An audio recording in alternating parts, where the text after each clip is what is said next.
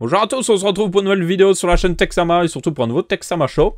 Alors, au niveau de la semaine, vous devriez avoir un mini test sur Ryzen 7. J'ai pas mal testé le processeur et tout ça et je suis assez impressionné, je vais être très honnête. Donc je pense que je n'aurai pas trop de difficultés à le recommander, surtout si c'est pour quelqu'un qui joue juste un petit peu au jeu et pas trop non plus. Et qui veut justement un méga truc de puissance, je pense que là ça va devenir très intéressant. Mais bon, en d'autres news, on est toujours là une fois dans les processeurs, encore une fois. Je suis désolé si des fois je parle un peu trop de processeurs. Il faudrait que je fasse une vidéo qui explique exactement ce que c'est les processeurs pour ceux qui ont un peu plus de mal. Mais en gros, AMD travaillerait sur un nouveau chipset qui serait le X390. Donc le chipset le plus haut de gamme qu'ils ont actuellement avec Ryzen, c'est le X370. Du coup, ce nouveau chipset apporterait des nouvelles fonctionnalités telles que de la mémoire quad channel. Donc jusqu'à maintenant, c'est de la double channel. Donc la quad channel la mettrait au même niveau que la plateforme X99 d'Intel. On aurait aussi plus de ports PCI Express pour les cartes graphiques. Et le CPU aurait beaucoup plus de lignes PCI Express, jusqu'à 44 qui seraient indiquées. Donc c'est assez énorme en fait. Ce serait d'ailleurs des processeurs 16 cœurs, jusqu'à 16 cœurs. Et 32 threads, donc en l'équivalent de l'hyper trading. Donc ce serait vraiment une plateforme haut de gamme. On peut imaginer que ces processeurs-là démarreraient, à mon avis, à plus de 600 € sans problème, jusqu'à, à mon avis, 1000 € pour le modèle 16 cœurs peut-être. Et là, ça ferait une bonne claque à Intel, parce que littéralement, AMD aurait un processeur avec 2 fois plus de cœurs au même prix. Et là, je veux dire, là, il n'y a plus aucune raison d'acheter un processeur Intel haut de gamme à ce niveau-là. Parce que quand vous achetez un processeur 8 cœurs, c'est pas que vous jouez juste aux jeux vidéo. Vous avez besoin de ces 8 cœurs. Vous faites de la vidéo, vous faites de la 3D ou autre chose. Donc là, très très très intéressant. Il y a un schéma donc d'une carte mère Asus qui a fuité. On voit aussi que ça utilisera un autre socket. Donc ça n'utilisera pas le socket AM4, ce qui n'est pas très étonnant parce que il faut quand même le dire, c'est que 16 cœurs, je ne sais pas si vous vous rendez compte du nombre de cœurs, mais ça prend de la place. Et le socket AM4 n'est pas si gros que ça. Il est à peine plus. Enfin, je pense qu'il est à peu près de la même taille qu'un socket moyenne gamme chez Intel. Donc le socket 1151. Du coup, là, on aurait un beaucoup plus gros socket qui serait le socket AM44. Alors, c'est pas vraiment, on ne sait pas trop, mais peut-être que ce serait le même socket qu'ils utiliseront dans les serveurs pour Napple, qui est leur architecture. Enfin, c'est leur Ryzen pour serveurs qui vont jusqu'à 32 cœurs. Donc peut-être qu'ils utiliseraient ce socket-là.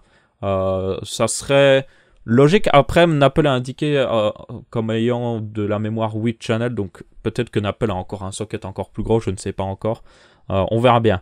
Du coup, oui, un nouveau socket, la M44. On pourrait croire que c'est une faute de frappe, mais non, c'est vraiment la M44.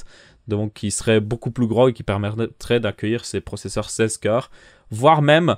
Ça, c'est une autre news. Bon, je les traite en même temps, je ne vais pas les mettre dans des catégories différentes. Voire même des processeurs 12 cœurs. Ce qui semblerait logique, parce qu'il faut savoir une chose, c'est que les processeurs AMD Ryzen sont faits par... Alors, ça n'a rien à voir avec les modules des anciens processeurs AMD, ceux qui avaient un peu du mal. Là, on parle... En fait, les processeurs Ryzen sont séparés par... en gros, ils sont groupés par 4 cœurs. Ok, du coup, le Ryzen 7 1700 ou le 1800X, c'est deux groupes de 4 cœurs ensemble sur le même processeur.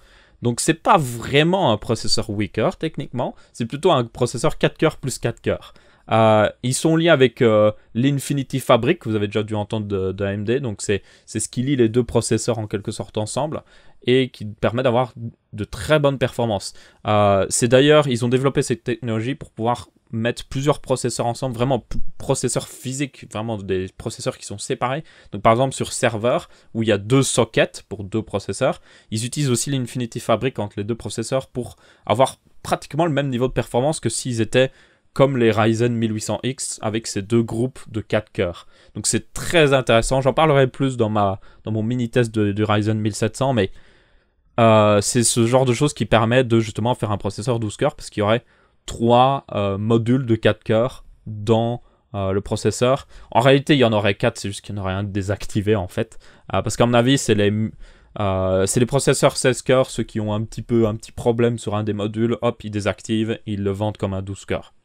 Ça semble logique. Du coup, c'est pas vraiment des mêmes processeurs. Donc, il y a un truc qu'on pourrait se demander aussi, c'est est-ce qu'il y aura une version AM44 du 1800X, peut-être. Parce que, je veux dire, enfin, il y a peut-être des gens qui voudraient de la mémoire quad channel. Peut-être qu'il y a des gens qui ont vraiment besoin de ça. Il y a peut-être des gens aussi qui auraient besoin de plus de lignes PCI Express. Peut-être pour mettre plusieurs cartes graphiques pour faire de la 3D, par exemple. Et du coup, ces personnes-là n'auraient pas forcément le budget pour payer un des 12 cœurs ou autre chose. Parce que les 8 cœurs, vous pouvez littéralement les avoir pour un peu plus de 300 €. Et ce 12 cœurs-là, c'est sûr et certain, il coûtera 650, pratiquement 700 € à coup sûr. Donc, voilà. Je ne sais pas, je me demande justement si AMD prévoira peut-être un 8 cœurs normal sur ce socket-là. Après, ça semble pas vraiment être le cas. Donc là, la fuite qu'il y a pour le processeur 12 cœurs, c'est apparemment un Alienware qui utiliserait ça, ce qui est assez étonnant quand même, mais bon. Au niveau des fréquences, il y a quelques fréquences indiquées comme quoi il sera 2,7 le 12 cœurs. Bon, là, il faut prendre avec des pincettes parce que ça veut pas dire grand-chose. Après, au niveau de l'existence du X390, c'est à peu près confirmé. Donc, vous pouvez vous attendre à le voir arriver. Ça n'arrivera pas tout de suite, par contre. Mais une chose est sûre, c'est que quand ça va arriver, Intel va... Moi, si je serais Intel, avec mes processeurs à 1000 €, 8 cœurs, et qu'un processeur AMD 16 cœurs pourrait sortir au même prix, et qui serait pratiquement si performant, au cœur par cœur, donc pratiquement 2 fois plus performant en réalité, ça me ferait un peu stresser. Ça me ferait un peu stresser. Et justement, en parlant de stress, on a une news du côté d'Intel qui préparait de nouveaux processeurs. Donc j'avais parlé d'une rumeur comme quoi ils allaient faire un refresh d'un i7 7700K, genre le i7 7710K, pour avoir booster un petit peu plus les performances, pour paraître un petit peu plus beau au niveau des comparatifs avec AMD. Mais là, la rumeur parle carrément d'un... Alors, ça c'est un peu... Je n'arrive pas trop à comprendre l'intérêt, mais en gros, il y a deux plateformes à chaque fois chez Intel. Il y a une plateforme moyenne de gamme et une plateforme haut de gamme. Le moyen de gamme utilise le socket 1151, le haut de gamme utilise un socket 2011. Le haut de gamme actuel, c'est du X99, refresh techniquement. Et du coup, le futur haut de gamme qui devrait sortir cette année sera en X299 avec un socket 2066. Pour information, c'est le nombre de pins sur le socket. Donc c'est le nombre de petites connexions sur le socket. Oui, 2000 connexions. Vous vous rendez compte du nombre de connexions. Du coup, ce X299, il était attendu. Donc il y avait des rumeurs comme quoi ils allaient même vers un 12 cœurs. Mais évidemment, il y aura les 6, 8 et 10 cœurs qu'on a actuellement avec une nouvelle architecture qui sera évidemment Skylake X. Ce qui peut paraître étonnant, mais en fait, le haut de gamme, le ultra haut de gamme Intel est toujours une génération en retard. Pourquoi? Parce que, en fait, je sais pas trop pourquoi ils font ça, honnêtement. Je pense qu'ils font ça pour donner un petit peu d'intérêt aux processeurs moyen de gamme aussi pour les jeux et tout ça. Mais je pense qu'ils font ça aussi pour être sûr que quand ils sortent, ils sont vraiment stables, peut-être. Je ne sais pas trop. Mais en tout cas... Ils ont toujours eu une génération de retard pour le ultra haut de gamme. Donc là, ce ne sera pas des Kaby Lake X. Par contre, il y aura peut-être un Kaby Lake X selon cette rumeur, comme quoi ce sera un Kaby Lake X. Donc pas un Skylake, un Kaby Lake. Donc là, c'est un Skylake légèrement refresh en réalité. Hein, il est un petit peu tweaké. Qui aurait 4 cœurs et 8 threads. Donc l'équivalent d'un i7 7700K. Il s'appellerait le i7 7740K. Mais c'est... Ce que j'arrive pas à comprendre, c'est qu'à une époque, Intel sortait des 4 cœurs 8 threads sur le haut de gamme. Sauf qu'ils n'avaient aucun intérêt. Pourquoi? Parce qu'ils coûtaient plus cher que les processeurs moyenne gamme 4 cœurs 8 threads. Ils étaient moins puissants parce que les processeurs 4 cœurs 8 threads moyenne gamme avaient une meilleure fréquence, ou ils s'overclockaient mieux, enfin ils étaient juste meilleurs, et ils étaient une architecture en avant. Et du coup là, ils retourneraient un truc pareil. Je ne comprends pas. C'est pour ça que je prendrai cette rumeur avec des pincettes, mais clairement Intel va pas se laisser faire, ça c'est sûr. Donc j'attends de voir leur réponse. Dans tous les cas, ce sera bon pour nous, le consommateur, parce que ça veut dire qu'on aura une baisse des prix, tout ça. Donc ça c'est cool. Alors, autre news totalement différente. On quitte le monde des processeurs, on passe vers quelque chose de beaucoup plus facile à comprendre. Dell a annoncé un écran 32 pouces en 8K. Oui. Bon, c'est pas vraiment du full 8K, c'est du 7680 pixels par 4320. C'est l'équivalent de 4 écrans 4K. Hein, 4 écrans 4K, l'un à côté de l'autre, mis en rectangle, l'un à côté de l'autre, quoi. Du coup, c'est 16 fois un écran Full HD pour être exact, pour ceux qui se demandent. Donc oui, 16 fois. 16 fois un écran Full HD. Vous imaginez le niveau de puissance pour faire tourner un jeu à cette résolution? C'est juste, c'est complètement fou. Clairement, cet écran n'est pas fait pour jouer. Cet écran est fait en fait pour la création de contenu. Parce que si vous éditez des vidéos en 4K ou même en 5K, ou même il y a des caméras qui commencent à filmer en 6K et même en 8K, ben, vous devez voir le détail. Enfin, il faut être capable de voir les pixels de ces vidéos-là. Parce que si vous éditez une vidéo 4K sur un écran Full HD, enfin, ça fait un peu étrange, quoi. Donc cet écran est justement pour ça. Pour les créateurs de contenu, peut-être aussi les éditeurs de photos et tout ça, parce que les photos sont très haute résolution. Hein. Je pense que si vous avez déjà un appareil avec un capteur de 20 mégapixels, c'est déjà plus de 4000 pixels de largeur au niveau de la photo. Donc c'est très haute résolution. Donc ce genre d'écran, évidemment, est très intéressant aussi pour des gens qui font de la photo, pour vraiment voir en détail la photo sans zoomer. Et ça, c'est assez important. Après, la densité de pixels sur un écran pareil est juste complètement folle. Je ne sais pas s'ils l'ont indiqué. Ah oui, le plus intéressant, c'est le prix. 5000 $. Oui, bon, c'est un écran professionnel. Il utiliserait 2 entrées DisplayPort 1.4 parce que le DisplayPort 1.4 ne supporte même pas le 8K. Il n'y a pas assez de bande passante. Donc, ça, c'est un monstre, hein, vraiment. J'attends de voir une vidéo. Je suis pratiquement sûr que le Linus Tech Tips va essayer de mettre la main dessus pour faire une vidéo. J'en suis sûr et certain. Autre news, Android O qui a eu une développeur preview. Donc, vous savez, maintenant, Google sort des versions preview de ces versions d'Android pour les développer. Comme ça, les gens peuvent donner des retours, parler des bugs et tout ça. Donc, Android O, qui serait Android 8.0, a quelques nouveautés qui peuvent être assez intéressantes. Donc, vous avez le lien vers... donc ça, c'est un article en français. Bon, les articles avant étaient en français aussi, donc ça va. Jusqu'à maintenant, j'ai mis beaucoup d'articles en français, donc ça va. Donc c'est cool. Je suis content. Vous pouvez aussi lire les articles si vous voulez. Donc, il y a quelques nouveautés qui peuvent être pas mal. Mais après, jusqu'à maintenant, il n'y a pas grand-chose, en fait. Donc, je sais même pas pourquoi ils commencent déjà à sortir aussitôt. Ils ont changé un petit peu l'interface, déjà. Ils ont rajouté plus d'options de personnalisation, ce qui est cool. Et ils ont aussi rajouté des options qui permettent d'économiser encore un petit peu plus la batterie. Donc, c'est pas mal. Donc, vous avez une liste ici, si vous le voulez. Enfin, non, ça c'est une liste des articles, je me trompe. J'ai toujours du mal à comprendre la structure de certains articles des fois. Mais bon, je vous mettrai dans la description si vous voulez lire un petit peu. Mais pour le moment, ça reste assez light en fait. Il n'y a pas vraiment le truc que vous dites, ah ça c'est là le changement de cette mise à jour. Donc on attendra de voir. Alors, au niveau de la Switch, je pense que vous avez déjà vu que la Nintendo Switch avait un petit problème au niveau de ses Joy-Con, surtout le gauche qui avait un problème de... Il se déconnectait tout le temps. Apparemment, à partir de maintenant, donc pour ceux qui en posséderaient une, qui auraient le problème, Nintendo remplace le Joy-Con gauche. Il fixe même le problème en fait. Donc si vous leur envoyez aux SAV, vous devez juste envoyer le Joy-Con gauche. Vous les contactez avant évidemment. Et bien ils vous le remplaceront. Et en fait... Tout ce qu'ils font comme fixe, c'est qu'ils mettent une petite mousse, vous voyez, sur une partie de l'électronique qui apparemment fixe le problème. Donc, nickel. Il y avait déjà des gens qui avaient fixé le problème un petit peu en mode à l'arrache, genre en mettant un câble en plus pour rediriger l'alimentation de part. Enfin, c'était un peu n'importe quoi. Mais dans tous les cas, c'est quand même cool qu'ils adressent le problème assez vite. Ouais, quand même assez vite, ça va encore. Et que si vous avez le problème, vous pouvez vous faire remplacer. Même si au début ils avaient dit qu'il n'y avait pas trop de problèmes. Mais bon, ça c'est un petit peu Nintendo. Donc si vous avez une Switch, hein, faites-le remplacer si vous avez des problèmes parce que voilà, ce serait mieux quand même. Alors, ça c'est assez intéressant. C'est un mini PC Corsair qui a sorti. Corsair, c'est une marque qui vend... à la base, ils vendaient de la mémoire. Tout ce qui était niveau mémoire, donc de la RAM. Et puis, ils se sont lancés sur... les boîtiers, je pense que vous devez le savoir. Et puis, ils ont fait des refroidissements. Ils ont commencé par des refroidissements à air au début, enfin genre pur air, pas de water cooling, qui ont vite disparu en réalité. Donc maintenant, ils font juste beaucoup de water cooling, vous devez le savoir. Ils ont fait aussi des périphériques, souris, clavier, des casques.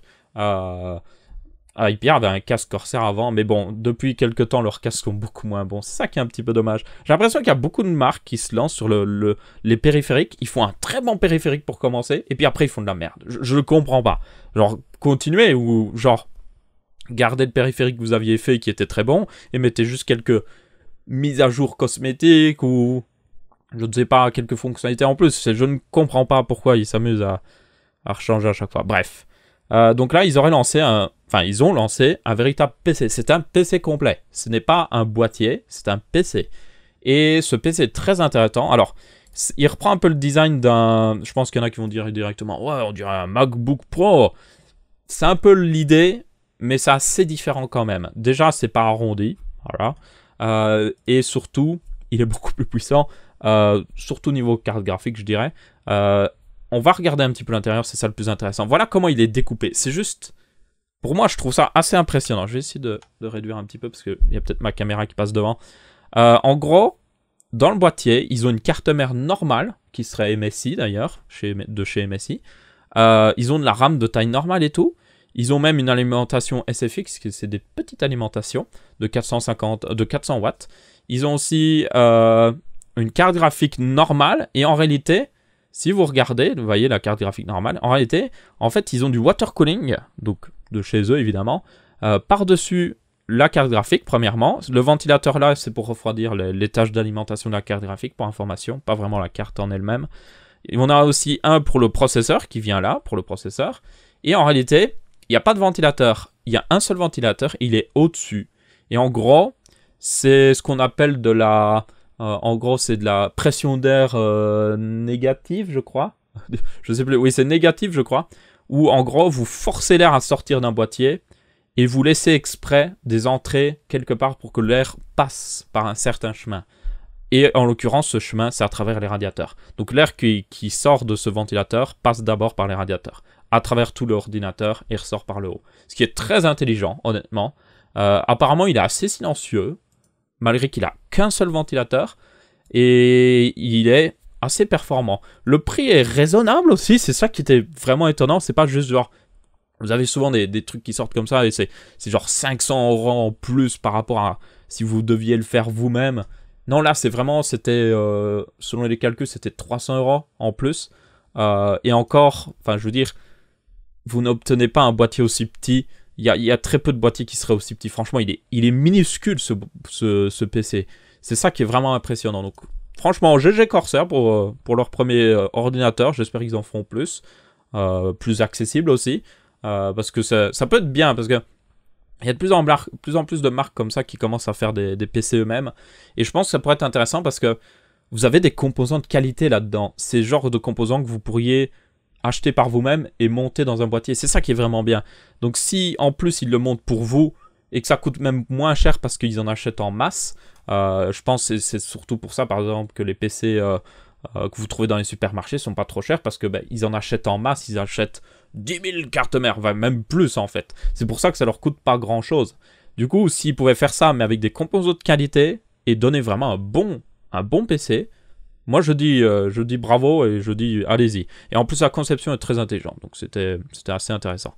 D'ailleurs, pour information, au niveau de la pression négative, c'est ce qu'utilisent beaucoup d'ordinateurs portables pour le refroidissement. Je parle pas de ventilateur, mais je parle de le principe de pression négative. En gros, souvent les ordinateurs ont un portable ou un ventilateur dedans, et l'air qui passe évidemment par ce ventilateur ne provient pas forcément d'une grille qui est directement accessible. Il y a des portables en fait où les grilles sont à l'avant, le côté qui est le plus proche de vous quand l'ordinateur est ouvert, genre l'endroit où il y a le trackpad, il y a souvent des petites grilles à l'avant. Si vous regardez les gros PC gamers, ils sont comme ça, ils ont une petite grille à l'avant, et en gros l'air comme ça rentre, traverse tout le boîtier, et sort par l'arrière via les ventilateurs.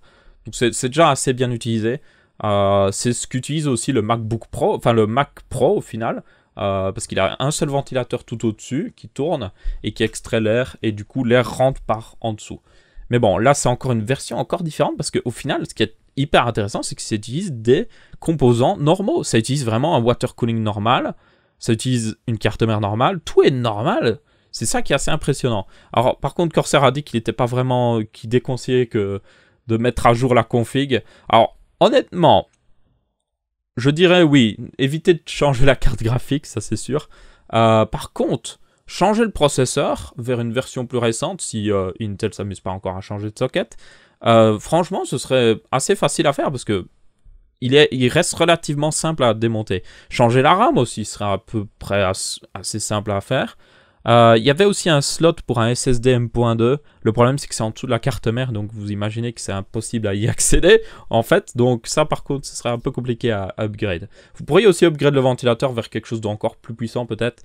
Je pense notamment à peut-être un Noctua, qui aura encore une meilleure pression statique et peut-être des meilleurs résultats au niveau acoustique. Parce que, bon, Corsair fait des bons ventilateurs, mais il y a des sociétés qui se débrouillent mieux. Et je pense qu'il y aurait moyen de peut-être faire une sacrée upgrade juste en changeant le ventilateur. Je pense notamment à mon NAS, que je devrais vous faire une vidéo, parce que je l'ai pas mal testé pendant plusieurs semaines maintenant. Mon NAS, j'ai eu la même chose. J'ai changé les ventilateurs du NAS parce que ils étaient bruyants. J'ai mis des Noctua à la place. Des Noctua en plus qui traînaient, que j'avais d'un vieux ordinateur. Et c'est le jour et la nuit. Ce n'est plus le même NAS. Il est... Là, je l'entends pas en fait. J'entends plus mon PC que le NAS. Avant, j'entendais le NAS. Vraiment beaucoup. Ce qui était un peu abusé. Donc voilà. GG Corsair. Je trouve ça assez intéressant personnellement. Autre... Alors ça, c'est une news plutôt scientifique. On peut le dire comme ça. Qui concerne un petit peu l'écologie. Donc, vous devez savoir... On essaye de trouver des moyens de...